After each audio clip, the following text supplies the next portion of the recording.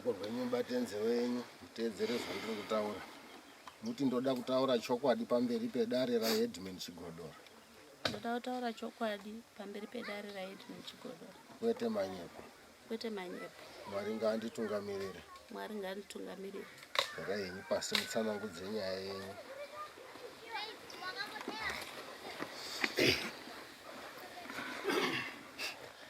Pamusoro idare raHeadman Chigodora. Inini ndine nyaya yangu namai Mutanga. Isusu tinoita zvemastenzi, tiri maagent emastenzi. Saka tiri maagent emastenzi kumashure kwese taita zvinhu zvedu zvichifamba zvakanaka. Kuzoti gore rapera muna December. Pakaya munhu aitsvaga stand. Paya munhu akanga achitsvaga stand, takatenderera nemunhu uya achitsvaga stand yakakura tikaishaiwa. Tazoti gare gare, mai Mutanga vakazoti maibiwe. Ndazoona pane stand yakanaka, handi tinoona. Takatwana na mai Mutanga, bataenda pa stand paya. Tasvika pa stand paya ndakabvunza vakoma imi stand idzi ndedzani. Vakoma vanoti stand idzi dzinoonekwa nedzadzo naMilton Mundangepfupfu. Tikati madi kumufonera. Tiri paya paya mai Mutanga vakafonera Milton Mundangepfupfu. Milton auya panzvimbo. Milton ndakamubvunza. Milton wa stand ndani. Milton wakati mastand ndakamapuwa nemwana waGwara uri Chikanga. Wakanditi tengesa uchipedza zvese. Kana maona munhu anoida stand munondoona. Kana mandiona inini ndinoisa munhu kubhuku ndo zvatakawirirana nemuridzi wenzvimbo. Saka Milton zviro zvake zvisabhuku unozviziva here. Milton unoti munhu wacho unozviziva. Tichisara tichiti gare gare na mai Mutanga tabva paya paya. Hapana mari yakabhadharwa, hapana chakaitwa ipapo. Tasara na mai Mutanga ndakadaidza munhu uya waida stand wainzi Waisoni. Ndamudaidza Waisoni uya wakauya akati nzvimbo ndaiona vatete. Asi nhasi ndauya ndisina mari. Ndakumbodzokera. Ndikati zvakanaka chidzokerai. Tasara ndakati mai Mutanga munyaya dzemastand dziri kungaudza. Itai quite sure kuti stand iyi inozikamwa kuti yakamira sei. Mastand arapa. Mai Mutanga tazogara vakazoya pamwe makuseni vakati maibiwe. Ndazoona sabhuku. Sabhuku vati mastand aMilton aya kana ari aMilton akanaka. Kati zvakanaka. Kubva chirega ndifonera munhu waida stand. Nditori navanhu vari kutomada mastand vakawanda. Ndakabva ndafonera Waisoni uya. Waisoni wakabva waya paground. Waisoni wakaya nemari yake 1650 US. Waisoni avea nemari yake iya takaedza kubata Milton. Milton haana kubatika paground musi uwoyo. Waisoni akati ndiri kubasa kure vana vatete. Saka mai Mutanga ndakusiya mari imoko menyu. Munozosara makachengeta mari yangu musendera nemunhu westand kana asvika. Munhu westand uya Milton uya wakachizotitsvakawo shuwa achibva auya. Tobva takeshera Milton mari iya. Pobva pasara stand yakaita 1700 US. Waisoni akabhadhara 1650 US. Tadaro paya paya. Wakabva aenda. Akati ndinosenzera kure. Ndichazouya April nemari yekupinda mubhuku. Akati zvakanaka. Ndichipedzisa mari yenyu $50 yasara. Tadaro paya paya tasara na mai Mutanga. Pakauya futi umwe munhu. Obva ati ndiri kutsvaga stand. Tobva tadaidza futi Milton paground. Pobva pauya zvomwe munhu wechi3. Tichibva tadaidza futi Milton. Kuzoti April uya wakusvika. Tatora na mai Mutanga taenda kwa sabhuku. Sabhuku wetu auya. Tine munhu anda kupinda mubhuku musi wakati. Tatigara takuudza kuti munenge muripo here kana kuti zvakamira sei. Sabhuku unoti mastand acho ari papi. Tikati ari apo sabhuku apo tikabva takabatendeka tiri pamba pasabhuku kuti apo. Zvikanzi na sabhuku mastand amuri kutaura aya mbuya Makondo. Haatongwi muno. Mastand aya ari muvillage mabuye rimwe. Ari mabuye rimwe. Sabhuku vanoti mastand ari mabuye rimwe. Ndikati kona mai Mutanga. Imi mastand amakanga muchiti sabhuku akati akachena aMilton ndeapi. Sabhuku akati nyaya yenyu Milton amuchamuwani muno uri kunzwa wakavhara vanhu vakawanda. Saka kuti Milton munomuona kuda henyu muchamutsvaka Milton muchimuwana. Tabva paya paya na sabhuku akati munotoona kuti muita sei kuti muzosere vanhu mari dzavo. kana kuti motonowagurira penyu mai mutanga. Tabva hapo ndikati mai mutanga tochidini nyaya yedu. Tadzokera kumba namai mutanga. Mupurisa 1 waishanda mberi kwekaripa kunzi waiso ndiyo wakabva auya wakati ndayakopinda mubhuku $50 yenywi. Shuwa ndakatsika ndakashayiwa kana kuti ndomuti kudini nekuti takatobva kwasabhuku. Pakaita kusanzwisana kutaura pamba pangu kusvika takazonzwika nemupurisa wasabhuku unonzi mai Lydia tichiratidza kuti hatisi kunzwisana kuti ndichagamuchira 50 ya zvazvakundiremera. Iye akati muramba sei kugamuchira 50 1.650 makatora kusvika ndakazotora $50 iya. Tatora $50 iya takachizotorana inini namai mutanga namai Lydia kuenda kwasabhuku. Mai Lydia vasvika nesu kwasabhuku vakasvika vakatsanangurira sabhuku kuti ndadzimuradziwo pambapo sabhuku. Panga pasina kumira zvakanaka nenyaya yemastendi. Nyaya yemastendi panga iri pambapo yanetsa, saka munhu uyo azosiya $50 yake asi wati ndikuya musi wa27 ndo dheti ratazowirirana naye ndichiuya kopinda mubhuku. Sabhuku akati ini nyaya yenyu handikwanisi, manga mune pfungwa dzipi? Mai mutanga vanoti naye sabhuku madii kuti mumbotidaidzira baba Milton titaura nawo paground kuti kana vane nzvimbo vachikwanisa kuti replace vati replace. Sabhuku akati ini handina airtime. Ini ndakabva ndabvisa $5 US. Ndikati sabhuku mutenge airtime mubate baba Milton. Takabva tadzokera kumba kwedu. Tasvika kumba kwedu tatoo rimwe zuva patopera wiki tasingachatozivi kuti todii. Simba munapo akabva afonera mai Shante womusevenzi akati timai Makondo vaite foni yavo on. Ndobva ndati foni yangu haina moto mai Shante. Ndakabva ndaenda pambiya mai Lydia. Ndikati mbiya mai Lydia ini Simba wanzi uri kunditsvaka pafoni. Mbiya mai Lydia vakatora foni yavo vachibva vafonera sabhuku. Sabhuku akati taurirai iwe yapamutero izvozvi tina baba Milton pano. Zveshuwa takatorana inini namai Lydia tobva taenda chitora mai mutanga pamba pavo. Tichibva tasvika pamutero takasvika tikatsanangurira baba Milton nyaya yedu. Baba Milton vakati ini nyaya dzenyu idzi handidzikwanisi, handidzinzwisisi, handizivi kuti tingaita sei nadzo nekuti handikwanisi kuti ndikubatsireni nekuti pamakaita zviro zvenyu muchipanana mari dzenyu ini ndakanga ndisipo.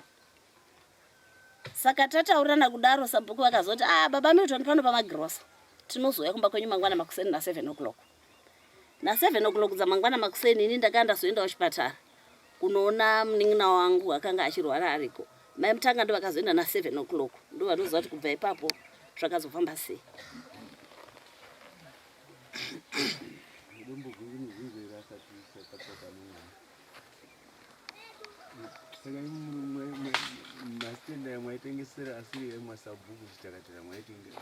Taifunga kuti ndiye machitakatira. Akanga amupomuono kuti ndiye machitakatira ndiye. Ini ndakabvunza mai mutanga vakanga vaudzwa nemunhu wemastendi. Mai mutanga vakati ndakabvunza sabhuku wakati mastendi aMilton akachena. Ndosaka ndazosvika pana sabhuku ndakabvunza kuti mai Milton mai mutanga ko amaireva ainzi nasabhuku aMilton akachena ndeapi. Sai munombogarepi? Ndogara machitakatira. Mane nguva yakadini? Ndava ne 13 years. 13 years pachakatira? Saka mwaya musingazivi boundary remunhu? Handizivi boundary. Nekuti pamuganhu chaipo ndo zvatakazotozwa nasabhuku kuti ndo muganhu wachitakatira nebuye rimwe. Makazoziva ndiani? Ndisabhuku manje. Tazoenda pasabhuku. Muganhu ndanga ndisingauzivi. Vangani? Vatatu. Umwe naumwe aitenga mari. Umwe wakatenga 1,700, umwe 1,700, umwe 1,000. Ndisi pamwe chete mari iyo mukaikalkuleta kusvika pamari 3,700. Alright, yakanaka. Kati papana rudo kubvunza here? Asi zvinotaura kuti mai mutanga pamari idzodzo pamaprofits emwaita pakutengesa mwaipanana here namai mutanga? Taita zvinhu zvedu zvese tiri pamwe namai mutanga. Chakazongoshata ndipapa pekuti munhu wemastendi hatina kuzomubata nekuzoti ini ndakuti ko mai mutanga zvamaiti zvemastendi akachena yamuchiti sabhuku akawitness ko nhasi akunzi ashata sei. Alright. Endai pana mai mutanga. Mai mutanga simukare. mubate nzeve yenyu. Muti ndoda kutaura chokwadi pamberi pedare raHeadman Chigodora. Ndoda kutaura chokwadi pamberi pedare raHeadman Chigodora. Kwete manyepo. Kwete manyepo. Mwari ngaanditungamirire. Mwari ngaanditungamirire. Garai henyu pasi mutsanangudzewo. Apa muchitsanangudza kamunobate pagumira maya. Achichadini ndamba. Tazosara ini ndakazoti makuseni acho emusi wemandi takazoenda kwepurisa raSabhu kuti tizende kosangana kwababa Milton. Zveshuwa takaenda kwababa Milton kuena nepurisa raSabhu. Tikasvika kwababa Milton, baba Milton varipo. Saka baba Milton vakabva vakatipa nzvimbo. Saka mamuna Simba munapo na mai Lydia na mai Milton acho nemukadzi waMilton. Baba Milton acho bva kuchizi ngatichipimire ichi nzvimbo. Tobva tabva pamba pavo batachienda pamberi petwere tichienda kudai kubva achitora badza baba Milton kwabva vakanga vambotanga kumboramba kubva azozwisisawo mai Milton akazombodonha akafenda. Saka tazopedza kubva azi mai Milton chigasa zvinhu zvipere ndimai Lydia wabvuma kuti nzvimbo ipegwe. Mai Milton akadai akati hongo kubva tachizoenda kubva tapegerwa nzvimbo iyi. Tapegerwa nzvimbo iyi ndakaipegerwa mandi. Musi wechipiri mai B akabva azoya ngati mai B ngatichiende ndokuradze chinzvimbo. Saka zoenda chiri china. Tasvika panzvimbo iyi ndakazoona paane mapoko atoiswapo. Ndikati media ndopetaka mai B ndopetakapuwa apo. Akati ipapo patopegwa patoiswa mapo. Ndikati asandizozvera waisa mapo ndiani. Saka tidzokere kwaSabhu. Tobva tadzokera kwaSabhu hatina kuti wabva taenda kwamai Lydia. Tobva tasangana mai Lydia. Mai Lydia wabva imi izvozvo zvinoyashuwa mai Lydia. Tobva tazoenda kwaSabhu. Sabhu kobva atati ndini ndakaenda kodini kuti Simba enda upegere munhu wakanga arunesana na mai Milton waitretera mai Milton achibudisa banga nepfuta achindokurai mai Milton ngenyaya yenzvimbo wakarirwawo nzvimbo iyi wakatengeserwa nzvimbo ndiani Milton akahema remurume unogara muamvuduru munhu iyeyo kubva taura nezita rake. Saka tazobva ipopo zvakatinetsa. Saka imimi zvichinetsa endai mopiwe endai kuna Simba muna Simba munapo omupegere nzvimbo kubva petakasira nzvimbo iyeyo pakapega kasira umwe munhu opegera imwe nzvimbo kuenda mberi plus tichada kuzopiwa imwe futi nzvimbo ndibaba Milton. Saka takabva tatopusa ndo pakati imimi Sabhu mungati nzvimbo yapiwa imwe land yapiwa umwe munhu yemakavha imwe munhu makopa umwe munhu zvinoita here Sabhu. Mai Makonde vakabvunza katatu Sabhu kawana kukwanisa kudaira. Saka totozwa nekufamba kuva panzvimbo paya pakutocherwa makomba pakutisa makongreti. Saka ndosakazoti isusu nyaya ingatiende kutsanangura changamiri atibatsire ngokuti atopererwa tagumirwa. Saka makazoona takasvika panapa. Varipo. Munodikane kuno kune foni yenyu yamudare foni yenyu. Azoya mudare foni yenyu. Zalayo mumatombo.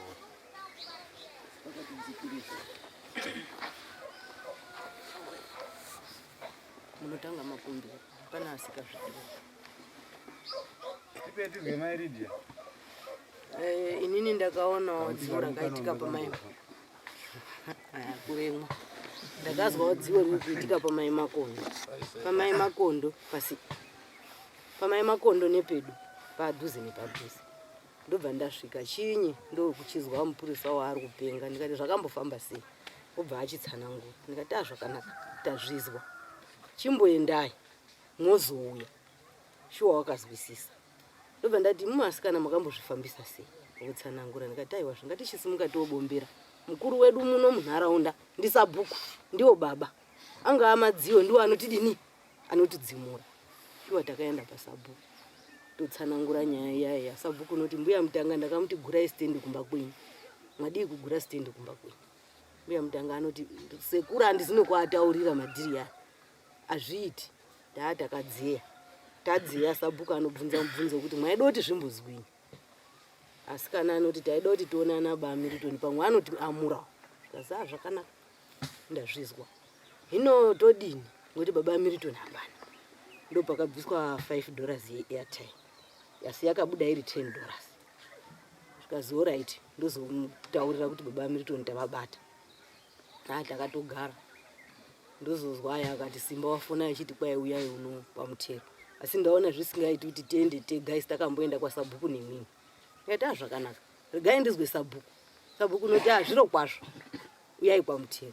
Tobva taenda kwamutero. Zvikaitwa na baba Milton wotsanangurirwa nyaya iya. Baba Milton anobvunza kuti unomboonazvo ndiani? Mai Mutanga anodaira kuti unomboonazvo umwe mukadzi wenyu. Takamutora audio. Payakabudiswa audio iyai. Baba Milton anoti saka mukadzi une mwana vanoziyana. Sabhuku unoti tapisira nyaya ini. Anhu yachaambana kumba iyi. Baba Milton tiri kukumbirawo kuti mwasvika kumba musataura ngezvazvo. Mangwani tozotaura ngezvazvo tese tadini tapo. Baba Milton vanoti zvakanaka. Asi mukasike ngoti mukazodarika 7-8 ndinoenda dini ndaenda. Ione totoparadzana toende kumadzimba fumirei tomukira toenda tosangana ipopo. Nyaya yosvika yopinde mudariro yapinde mudariro.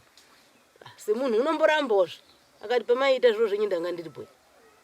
Pakapinde mubvunzo kuti dai kuri kuti naMasuno Milton wanongo akafapo mozi mwana wani mairamba ere.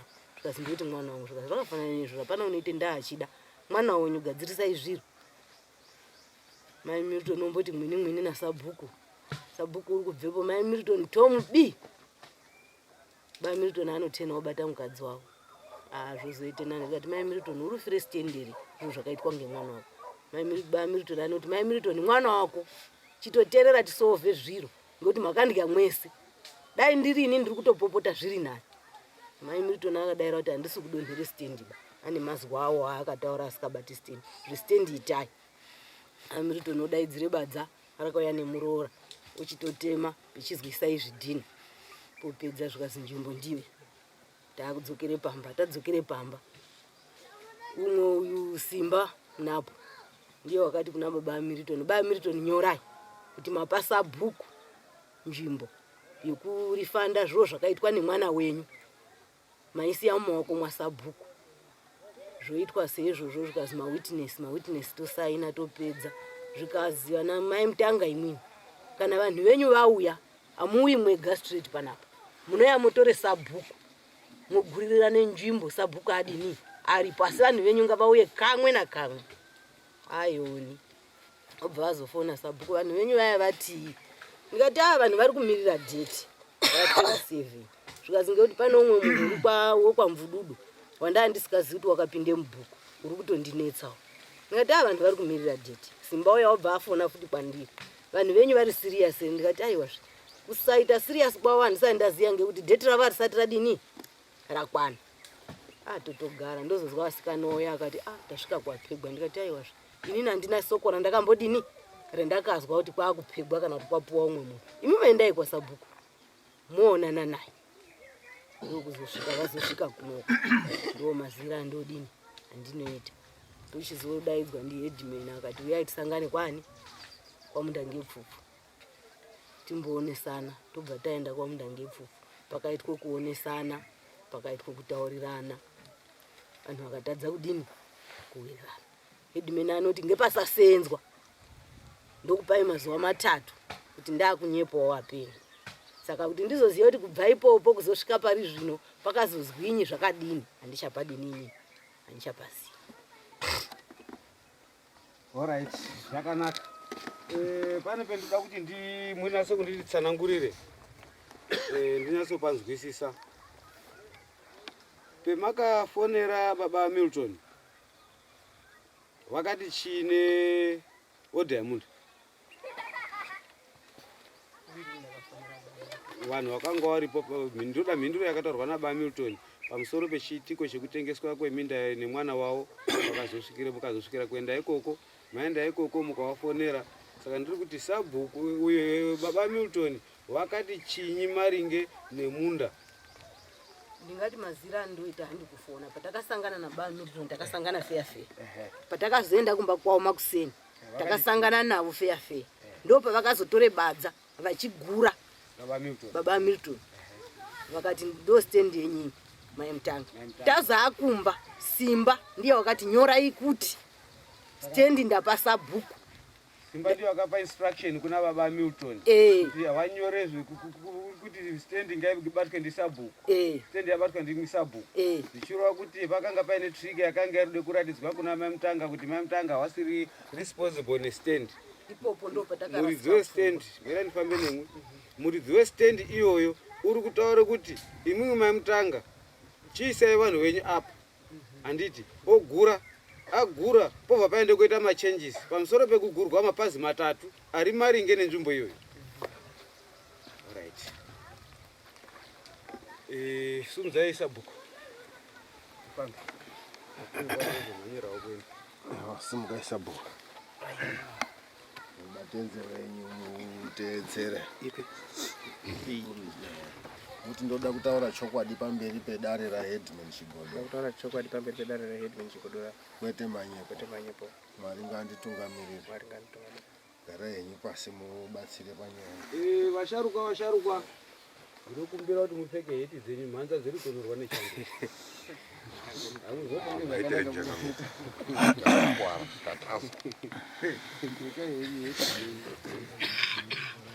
Alright, pamusoro headman Chigodo dare rese riri pano.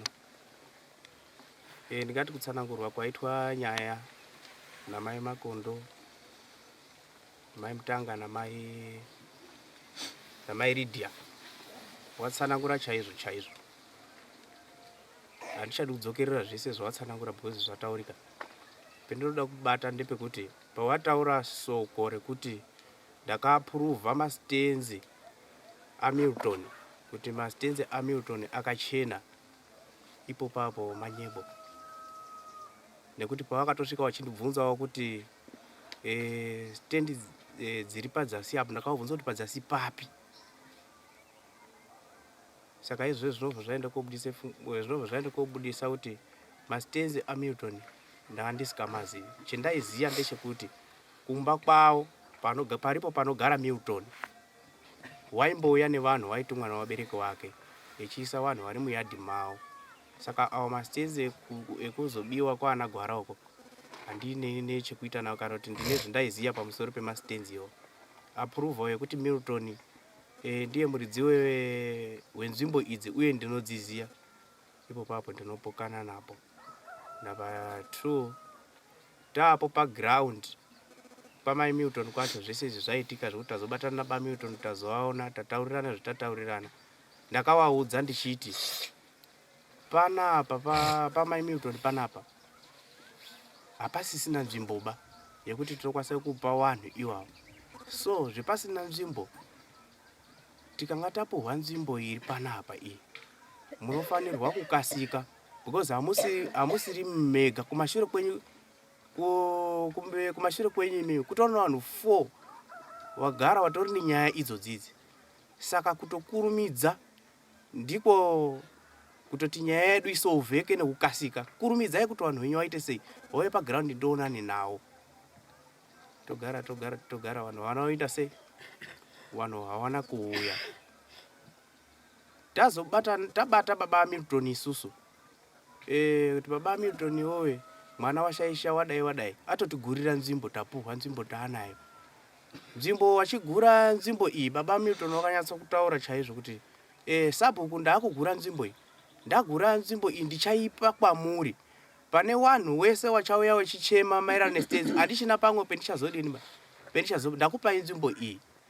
Haina kubuda nzvimbo ichizi iyi nzvimbo ndiri kupa mai Mutanga. Sekutaura kwaanoita kuti baba Milton ndo wakazochinja hawo uchizoti nzvimbo iyi ndaipa vanhu vokwa Mutanga chete.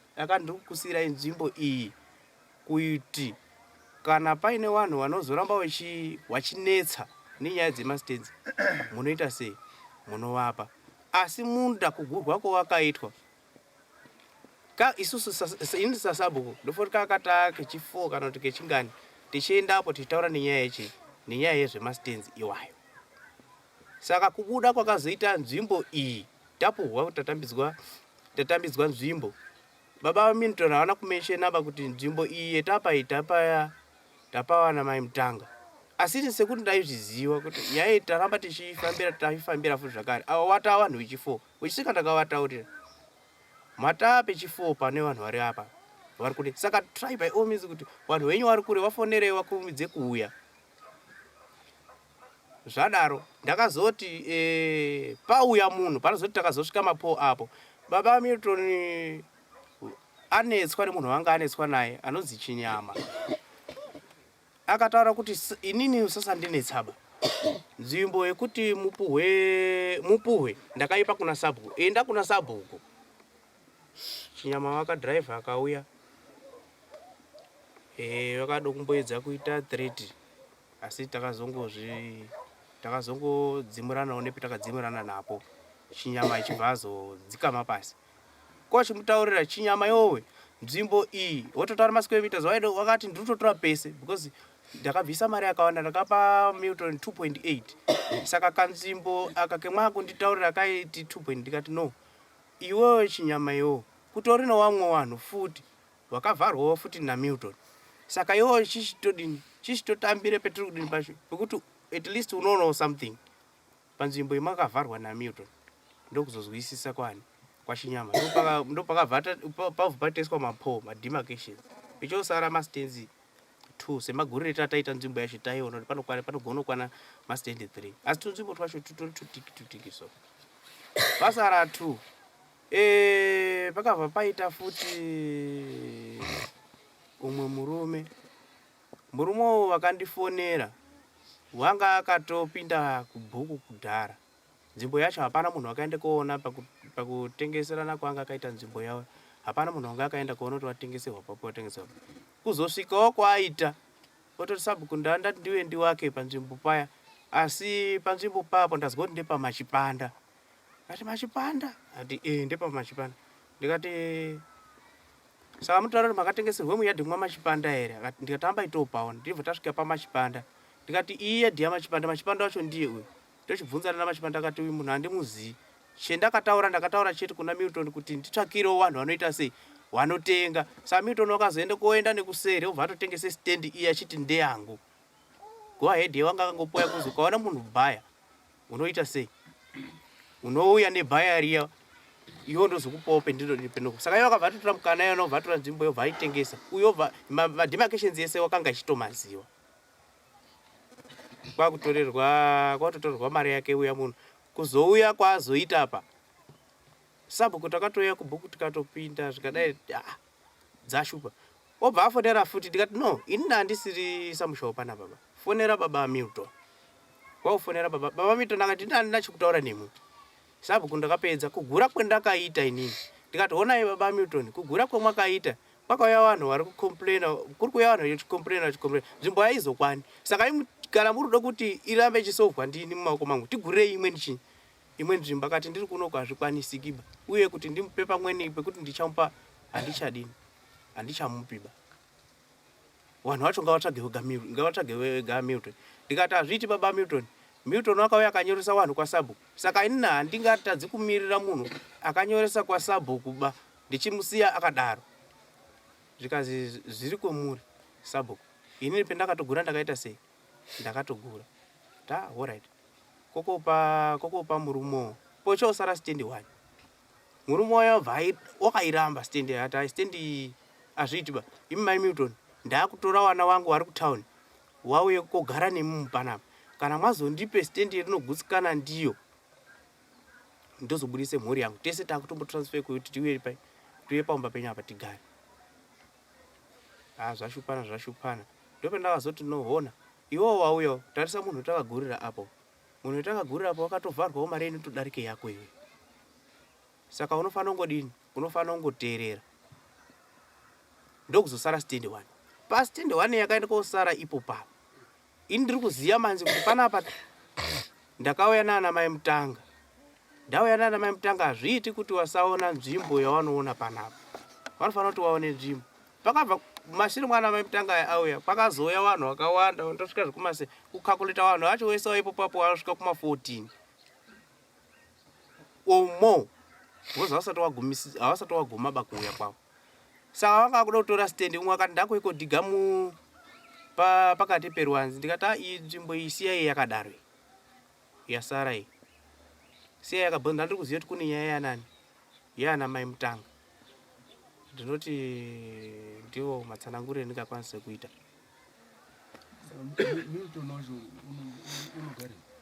Milton wakatiza ari mwana wani tandozoti baba alright unozi Milton mwana wa Stanley Mudange Pfupfu kana kuti ana mandikisi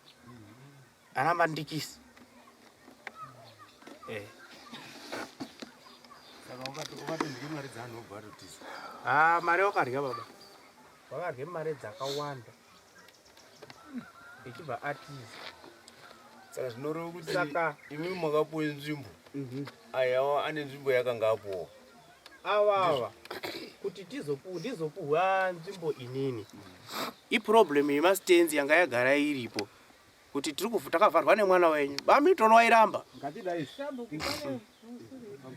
pane pandiranzwa mupurisa wenyu achitsanangura kuti vana mai Mutanga namai Makondo vakauya vachichema dambudziko iri mushure mekunetsana kwanga wakuita nevanhu vemastendi vakabvunzana kuti saka tingabatsirana sei. Mai Mutanga ndo paanodaira kuti dai zvaiita taenda kuna sabhuku taenda kotaura nababa Milton kuti pamwe vangatipawo nzvimbo ndokuzosumuka kwamakaita imimi sabhuku nemupurisa wenyu nana mai Mutanga kunoona nzvimbo kuzotangira ipapo muchizosaenderana henyu muchizopanana henyu minda.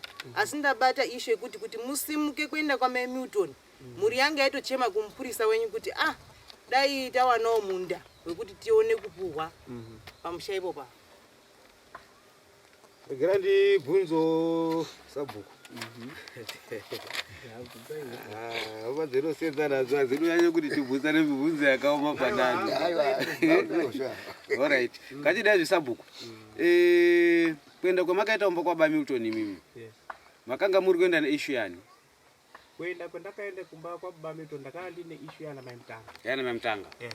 Baba Milton wakaenda kosorova issue yani pamastenzi vakakupa imimi.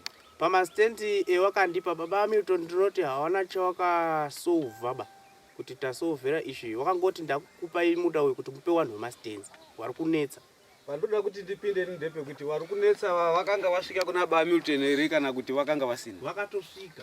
Wakasvika ndiani wokutanga wakasvika? Wakatanga kusvika ndiani? Wakatanga kusvika pamai Milton anonzi Gowa mukadzi. Wakapuhwa ere paakasvika? Haana kupuhwa. Haana kupiwa. Wechipiri ndiani wakasvikapo? Wechipiri pakasvika Chinyama. Wakapiwa ere? Chinyama haana kupiwa state. Haana kupiwa. Wechitatu wakasvika ndiani? Wechitatu wakasvika Masende Maondo akupota chindirasa hawo. Vese vakanga vari kusvika before mai Mutanga vakapiwa ere mastenzi? Wese wakanga wechisvika pakapuhwa munhu pakazopuhwa munhu 1 pastendi iyoyo ere yana mai Mutanga ere? Kwete pastendi ipa paimwenewo stendi vanhu ndo ya Milton yacho zvawakanga uri kurwira mastenza wakanga uri kurwira umwe ere kuti wakanga uri kurwira pachezvavo? Ava vanhu wakanga vari kurwira mastenzi wakairwira umwe ere kuti wairwira pachezvavo? wakanga wachizvirwirira pakarwira mai Mutanga stendi yavanhu vari kuti wakadyira mari saagent wakanga vari kurwirira pane avo vasina kupiwa mastenzi ere? avo vaitozvirwirira pachawo Mutanga. Yes. Stendi ichibva yaenda kobuda pakuzvirwirira pachawo. Stendi kuchizobuda kweyaita mari. Sangana ineni? Ndizvo ndinoda kutsanangura. Kuchizobuda kwestendi iyi. Yakabuda pamusana pani? Yakabuda pamusana pevanhu vainetsa baba Milton wese kusanganisira namai Mutanga. Bataimasa. Vese vakanga vari kunetsa nyaya dzemastenzi kuna baba Milton kana kuna mai Milton. Mai Mutanga vasati vasvika kwamuri imimi. Vanhu vakabhenefita ere zvavakanga vari kuchemera kwavari? Havana. Mai Mutanga zvavakazoenda vachinochema kwavari imimi muripo sabhuku imimi vakagamuchidzwa ere zvavakanga vari kuchemera? Mai Mutanga havana kugamuchidzwa chinhu. Mastenzi akabudira panani? Mai Mutanga aripo headman. Ngavataure kuti ndakapuhwa stendi ere ndibaba. Aiwa, ndati inini. Mukafamba neni tinowirirana. Katisambozvekana padiki-diki ba. Ndiripo headman. Ndichawisa mukana kuna nhari kunze. Ndizvozvo. Because chandiri kuona ini ngechekudai. Regerai ndikubudire point yandakatarisana nayo. Mai Mutanga vakaenda korwira stendi kuna baba Milton namai Milton. Pamusoro pekunga mari yavo yadyiwa nechi nemwana wavo. Anditi. Baba Milton kwakuenda kogura stendi. Echiti sabhuku. Kunyangwe kana stendi yakazi isare iri mumaoko masabhuku. Murikuona patori friction karipo kekuti mai Lydia vataura kuti izvo Simba ndiye vakapa word of command kuna baba Milton kuti imimi nyorai kuti stendi ngaibatwe ndisabhuku. Chinangwa chekuti stendi ngaibatwe ndisabhuku ngechenyi tabva paground ticho baba Milton akabata badza achiti gumira apa mai Mutanga ndakupa nzvimbo yako sasa ndinetsaba. Chachiri chei chinangwa chawo? Pakanaka headman pemuri kunditsanangura ndiri kupazwa. Baba Milton ndiwo wakapa vanhu munda nhaika. Kana wari wao wakapa munhu munda, ngavachitaura kuti ndakapa mai Mutanga munda, ndobuda mukati mai. Mirai ndida izvi sabhuku. Hainesiwa baba Milton ndakabva kutaura nawo musuna. Yes. Ndakati pa ndoda namba dzawo ndiri kwada kudari kuno. Ndakataura nawo ndikanetsana nawo. Alright. Baba Milton akanitaura kuti headman, ini ndakaugura munda, ndichiti mai Mutanga ngapuhwe munda wawo abhadharani mastenzi awo. mira ndafonera. Haizvo zvakanaka kana zvinhu zvo zvavataura handina chekupokana nacho because ndiye muridzi womunda. Handingakwanisi kuti ndiri kutorera munda wako iwo baba Milton. No, baba Milton ngavataure panapa kuti munda ndakapa Memtanga ndina ndichapindire mukati mayo. Handipindi mukati mayo. Ngatimbobatsirana pindai muground. Pindai muground warikuda kupinda muground. Tifambe nenyaya. Kuti paina nechidaka-daka chekutaura. Ndataura itisu akada. Pamusoro kudai. Inini pane pendanga ndichinatsa kunga ndationesese zvakanakisa kuti Memtanga vanoenda anotowa nemupurisa waSabhuku anoenda kunonzi kwaBaba Milton kunozowaiko kwakasvika kukabuda badza kukaiswa zvidhina angaita kuti badza rizobuda anga ari Memtanga. Saka muono wangu kuti pakaiswa zvidhina paicherwa badza rese inzvimbo yaitemerwa Memtanga because ndo vakanga vari kunetsana nawo. Ava varume ava vamwe vese vanga vachiverengwa kana vaine zvavari kuda pamusoro pestand kana vakadyirwa mari vachangodzokawo kupurisa wozodzoka kwaSabhuku. Sabhuku wozoenda henawo kwaBaba Milton ngokuti Baba Milton akaona vanhu vakauya nani na vanhu vakauya kumba kwavo naSabhuku nemupurisa. Nyaya ichigadziriswa yakasvika pakuzi badzanga ribude. Saka zvakazokashamadza Memtanga ngezvinoti akazoona papegwawo panzvimbo yaakanga aona badza richishanda pachigurwa stand. Saka muono wangu unoti stand yanga irigurwa neBaba Milton panguva iyi yanga iri yaMemtanga because anga ruziva kuti mwana wavo akadya mari dzavanhu.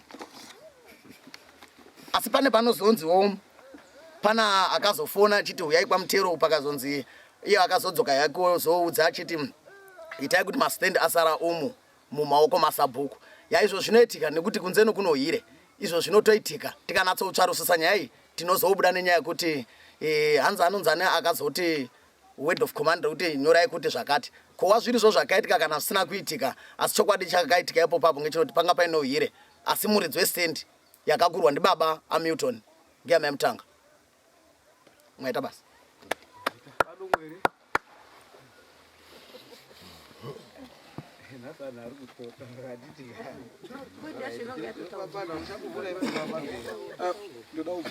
Pana rutauro. Inini ndaida kubvunza kuti Sabhuku uyu munhu akazopuhwa munda handitika akazoaka akazongaisa mapegi akapuhwa ndiani? NdiBaba Milton here kana ndiSabhuku? Ndobe ndaida ngozi yangu. Ngadairi Sabhuku. Alright mazita baba. Munhu akazoisa mapegi uyu ndakafonera Baba Milton. Baba Milton ndo akazopa komanda yekuti inini munda ndakakupai pegerai munhu iyeye. Mariko dzacho kandisiri sure ndo kandafamba nawo ndinazvo. Amuna wandipindura Sabhuku. Ndati akapa munhu akanongedzera munda kuti apa ndopo wari ndiBaba Milton here kana kuti ndimi? NdiSabhuku. Ndini? Ndobe ndaida kuti anango. Alright. Ndizvozvo. Alright. Pane vari kusunza moko taurai. Pandoda kubvunza unebe kuti Sabhuku paakanyorerana nemunhu akazopegerana pasi akadini adzokaona Memtanga nekuti imwe Memtanga ndiwe muridzi westand haapegiba kugura pasina mayani pasina Memtanga. Vanhu vananga vatanga kubvumirana pamwe chete anuzvere kuti nzvimbo yatakawirirana iyi hanuzvere pamwe chete anuzvere tauda kugura futi so that kana wawirirana uchiprosida kuenda mberi. Alright, zvakanaka baba. Ndaizowadaidza. Alright. Alright, tinokupa mukana wekutaura. Zvakanaka. Taurai. Alright, ndakangana. Alright, ndandoda kuti ndaizowadaidza. Dai Baba Milton wakanatsa kujekesa ipapo kuti munda ndapa Memtanga ndingadai ndisitori kana mukati mayo. Taurai. Pamusoro edare. Tiri pano tiranzwa musoro wenyaya. Asi musoro wenyaya uri kutaura kuti tingangotenderera kana kuzongonyuka kunganyoka. Nyaya itori pachena. Sabhuku wari kutaura izvo kuti ndakambozwi nevamwe vanhu tiri kuda munda. Wechienda koklema munda kuzi ndo mabasa akaita mwana wenyu. Hapana chaibuda. Handii ndizvo zvese zvaienda kuitika. Right. Awa wobva wazotaura nemupurisa waSabhuku nemi Sabhuku wacho bva maenda panzvimbo Sabhuku. Masvika panzvimbo. Handitika ndiri kuchema kuti ndiruda nzvimbo yangu. Ndasvika panzvimbo paya panzvimbo yobva yaenda kobuda yechigurwa kana muri muSabhuku munoti inzvimbo yani. Inzvimbo yemunhu wakiklema zvezvi ndo pachena petiri kutaura kuti ndo pari pachena pacho. Apo nzvimbo yake wari kavha pake. Ari kuuya wese echiteera kumashure wachazouya wachadii zvakwe muni mototaurira futi kuti baba Milton mwana wenyu mabasa ake akaita kune vamwe vanhu vari kudini vari kuuya futi vachiklema nzvimbo handiti ka muchitaurira nababa Milton apa musikabata apa saka imimi mukati mapedza iri chikamu icho vamwe vanhu vouya moenda kogurira futi panzvimbo yemunoziva kuti yakaklemwa ndimai Mutanga ipopa madzima moto nepetrol hamusi kuzviona here regai ndiitsinhire ndichiti sabhuku inyaya yekuti apa tiri mambo wangu ndiri kuona Edmund kuti tiri kutonga nyaya asi tiri kutonga nyaya yakareruka. Mubvunzo wandaida kuzombobvunzawo kuna sabhuku ndeunoti sabhuku imi masvika kwana mai Milton kana kuti kwababa Milton panonzi pane mukadzi wakafenda mushure mekuzwa nyaya idzi, asi dai kuri kuti mukadzi upa akafenda wakavha afa chokwadi mai Mutanga ine mhosva yekuzi nekuda kwezvamakanda kundoita pambapa zvakakonzera kuti munhu afe, saka chokwadi chiripo ngechoti standing yamai Mutanga maita basa.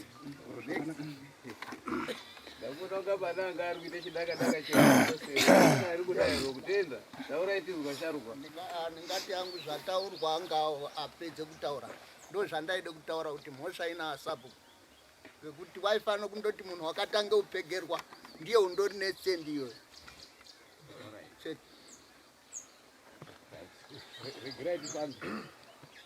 Chatinofanirwa kuziya ngechekudai tikange tiri kutungamirira vanhu munharaunda dzatinotungamirira idzi ngatitungamirire tine vigilance.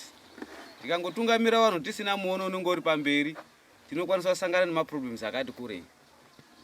Ndichiona panyaya mai Mutanga iyi inyaya iri very clear and straightforward. Pane vanhu vese vakanga vari kuklema mastands hapana nemunhu naumwe akaenda kunopiwa stand. Then uyo waende koklema maklemera aita mai Mutanga hamuna kuaziya vasabhuku.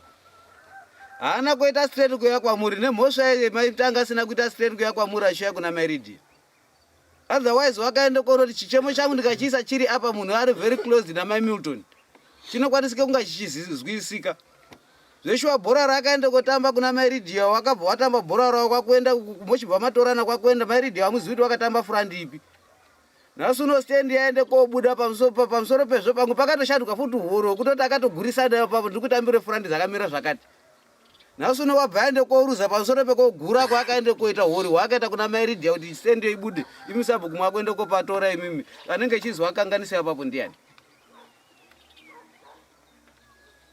sabhuku mandipe kuti titaure anenge achizwa kanganisa apapo ndiani pamadhiri aitamba Nyaya ari 2 kusvikira vazobudirira vamwe vese vakanga vasiri kubudirira pamadhiri ona awabva waende kobudirira then wabudirira kudaro zvezvo imimi makuende kotora zvawabudirira zvacho zvezvo makuende kozviita nezveruseri ivo vasingazivi. Edmund petinoda kutaura ndepekuti baba Milton hawana kuita clear ba kuti nzvimbo ndapanhingi ngawafone handi mandikuda kuwafone ngawafone wataure kuti ndakapa nzvimbo mai Mutanga zvitopera hazvo. Alright. Ndio wakahwanda because ndio muridzi womunda ngawataure kuti mumunda ndakapa na mai Mutanga isapera hai yotopera hai. Kana ikange yakadaro yakanaka. Shukran. Yakanaka haina mazuva ekuti tinozomboiprosipota kuti musakati kana kuendesa mberi iyi ngiyangu. Shukran. Kunatso kuitsvaira chaiko nguva doko ita toitsvaira yambotipedzeri nguva bamudare medu nguva diki sasa tamusikaziva kudzime foni yake yaba Milton ndakamtova chakufonera Padare unitaurira nyaya dzako idzo dzese mari iri mufoni mangu tinokwanisa kuitongere pafoni nyaya yacho tiri Padare panapa ndoti zvitopera haisi kutoringa nofunga inetwork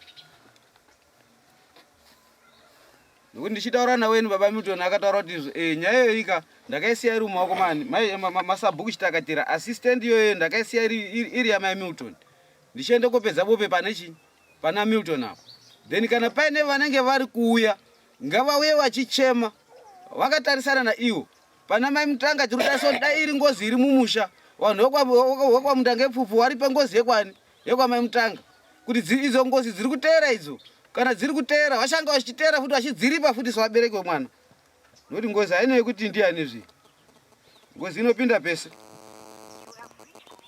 Wakatodzima foni yake vanhu vemakatengesa vamwe vanhu varipo vacho varipi vari panapa here vakatenga mastenzi iwaya ngauya apa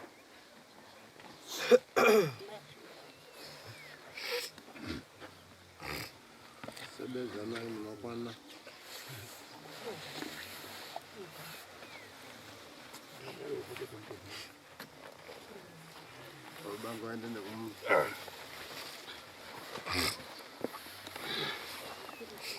Mimi ndimi umwe wanhu wakatenga stand. Ndini ndakatengwa nana mai mutanga.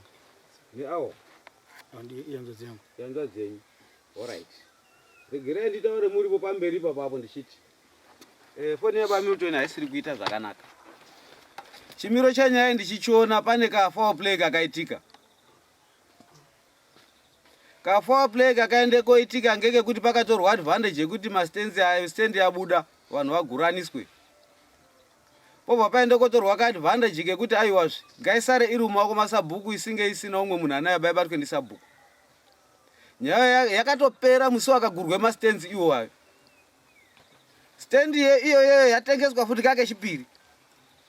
Vanhu wakanga wakuita madevelopments endakavhara pastand ipo papo handitarisiri kuti naMilton vanozivana. Kana vachiziyana naMilton vanhu iyona vanofanira kunge vakaguriswa amwe mari iri pamusoro kuti vakasike kuwinda the first preference. Zvino hatishandi takadaro mukushanda kwetinoita mukati mwematare. Hazvigoni kuti ini ndorwirire chinhu chondekotorwa nomumwe munhu. Hazvidaro. Hondo nengozi dzese dzemastands kudya mari yemunhu pastand ukasaibhadhara inenge iri ngozi yakakura. Ndakabvepo ndichipaona apo. Ndikazi mangwana ndirufuma ndakafa ndakamwe poison. Wakafa ere munhu yena? Ari ere maMilton? Arutodye bota. Saka zviri kureva kuti kakutinyepera kekuti ndinoda kumwe poison yako ngeke kude kundityityidzira kuti nditye kuita nyaya iyoyo ndosiya iri kunze. Saka zvandinoita ini ndinoti sabhuku vanhu vakaisa zvinhu zvavo ipo papo nemapozi avo ipapo ngavabvise. Ndichivaimirira mberi nyaya iyi. Munhu akarwira chinhu chake ngaende anoita development pachinhu chaakaende korwirira. Uyu munhu haangarwiriri matemo mumba mwake nehuro mumba mwake kuti umwe munhu agare zvakanaka. Wakaona kuti huro hwakupindwa mumba mangu. Matemo akupindwa mumba mangu inini. Kuti ndizvinunure ndoita sei? Kwakuende konesana nevaridzi vemunda. Ona ndakadya mari yevanhu vaitengesa mastands nemwana wenyu imimi. Saka ipai vanhu pekugara. Vabereki vacho vakaende kozwisa kuti munhu ngapuhwe pekugara uyu. Nhasi uno pekugara paya paashapawani. Pakuende kotorwa nomumwe munhu. Tinenge takodiridze dzinde roupenyu hwedu nemisodzi yomumwe munhu. Hatidaro.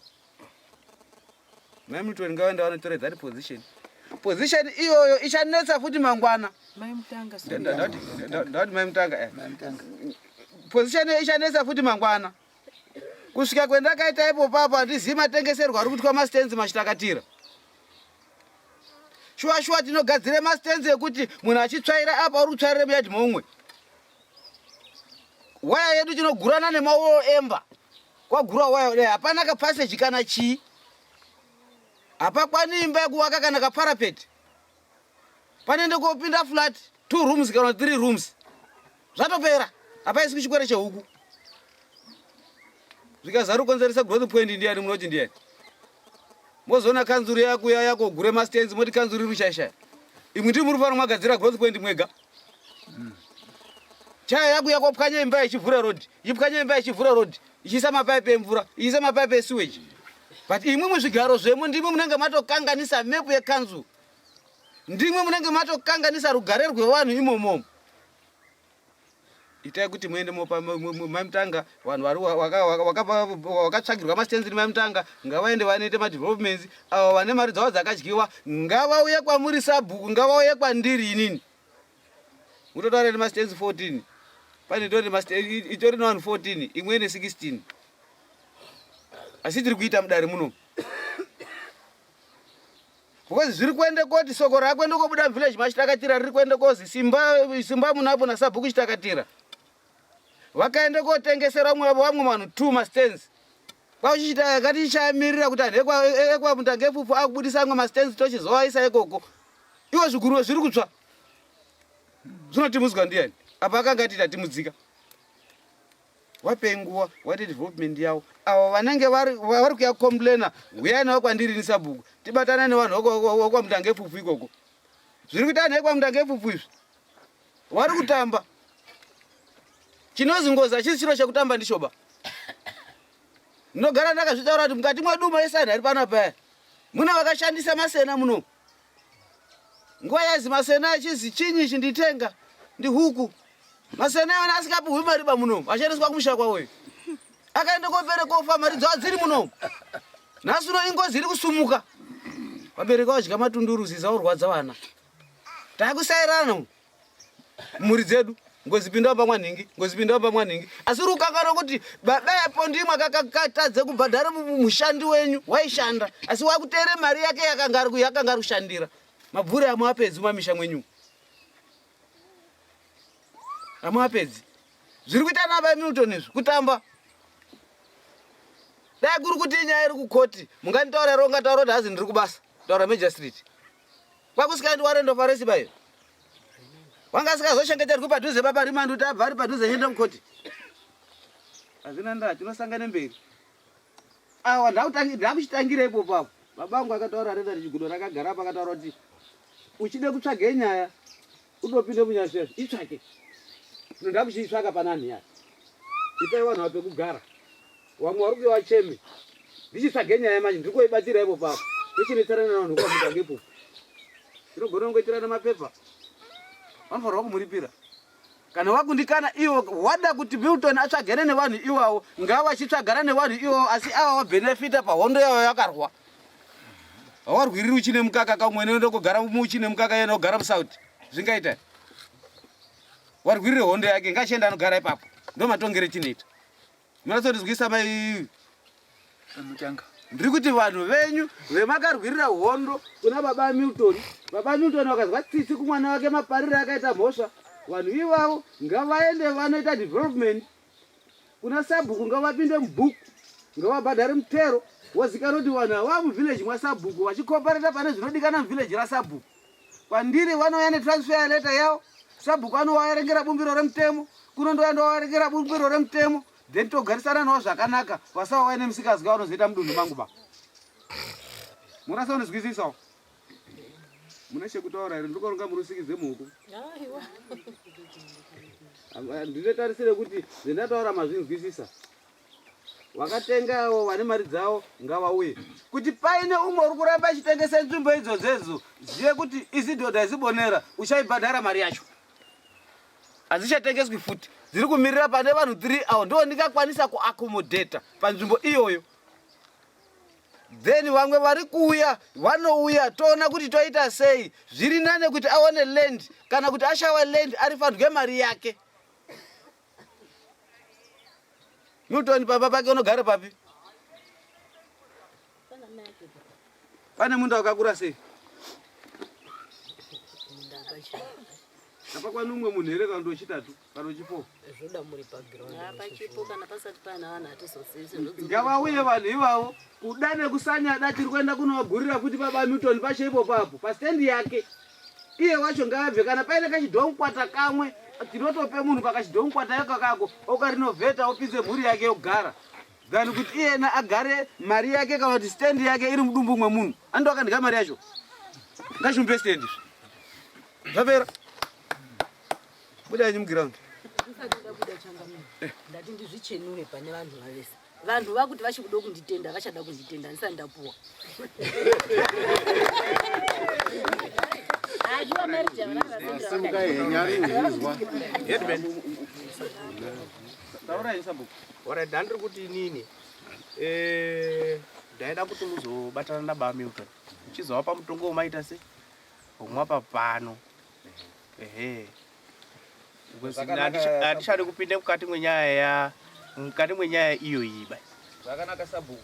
Zvamunoita imimi Sabhuku, imimi tinoshanda tese. Hatina dambudziko retati tambokanganisirana pashe zvedu. Mabasa remusha ipo. Zvandinoita ndezvokuti kana tichinge tichibata tiri pamwe chete, bvunzai kana amwe maSabhuku akagareyo mairawo. Tichifambidzirana tiri pamwe chete nenyaya dzeduka dzinoita zvakanaka dzinenge dzisina dambudziko ba.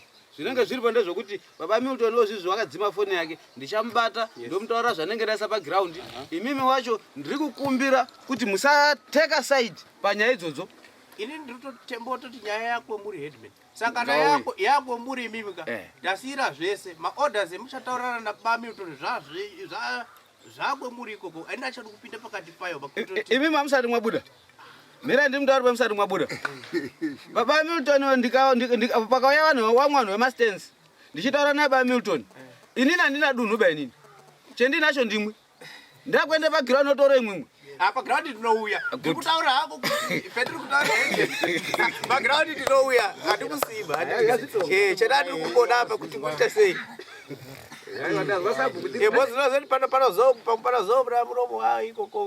Saka imwe batai Baba Milton mutaurana nawo kuti Sabhuku tatorera nzvimbo imwe makamupa iya yamumaoko medu isu ndopandiri kuda ipopa. Sabhuku ndichamutaurira. Sabhuku Baba Milton ndichataurira. Yes. Ndawataurira vachange vachiziva. Mai Milton kana ari kumirira kuti pakatange kuitwa development womwe rogo ngamwe rogo. Moika Mwando uripo. Handi kuri kunaya topusira. Kana afunge kwenda kumushako ngaende. ndakwenda headman ndanono. Okay, Mazvita. Yanaka. Chitupa changu andipa zviya. Mufurisa wadi. Mwakanga vachitupa. Ndinoda kovhota musaboda. Ndinacho ndachona. Alright, manya muite rimwe basa ya Sabhuku. Alright. Okay. Tatiza kufanya kwa naye ringi.